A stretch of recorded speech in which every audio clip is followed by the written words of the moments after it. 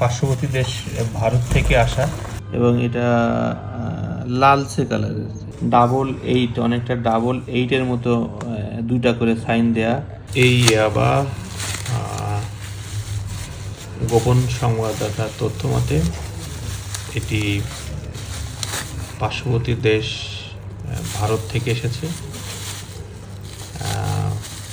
উত্তরবঙ্গের কোনো এক সীমান্ত দিয়ে, এবং বাংলাদেশে অধিকাংশ যে ইয়াবা পাওয়া যায় সেটি মূলত মায়ানমার থেকে আসে এবং এটি ভারতীয় সীমান্ত থেকে এসেছে এবং এই যে ইয়াবা উদ্ধার হয়েছে সেটির কালারও একটু ভিন্ন, কিছুটা লালচে কালার। এবং আমরা যদি একটু ক্লোজ করে দেখি যে এই ইয়াবাতে কী লেখা আছে, একটা ছোট অংশ নিয়ে দেখি কি লেখা। এটা 88, সিম্বলটা হচ্ছে 88 দেয়া। 88 এটি আমরা সাধারণত R7 বা ডাব্লু এই ধরনের ইয়াবা পেয়ে থাকি।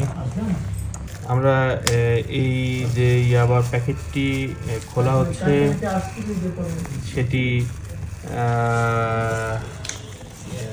পার্শ্ববর্তী দেশ ভারত থেকে আসা, উত্তরবঙ্গের একটি সীমান্ত দিয়ে উত্তরবঙ্গের একটি জেলায় এটি আটক হয়েছে।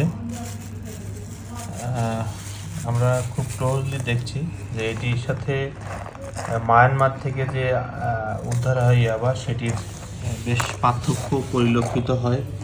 এখানে আমরা খুব ক্লোজ করে যদি দেখি তাহলে 88 অনেকটা 88-এর মতো দুইটা করে সাইন দেয়া এবং এটা লালচে কালারের এবং আমরা বেশ গন্ধ অর্থাৎ ঘ্রাণটা খুব বেশি, যেটা এই অ্যাসেন্সটা বেশি। এখন এটির উৎপাদন প্রক্রিয়া ঠিক কী ধরনের সেটি আমাদের জানা নেই এবং এরা সাধারণত ওই মায়ানমার থেকে আসার ক্ষেত্রে যে ধরনের জিপার থাকে এরা জিপার না করে এরা ছোট ছোট সাদা পলিথিনে এগুলো ব্যবহার করে থাকে।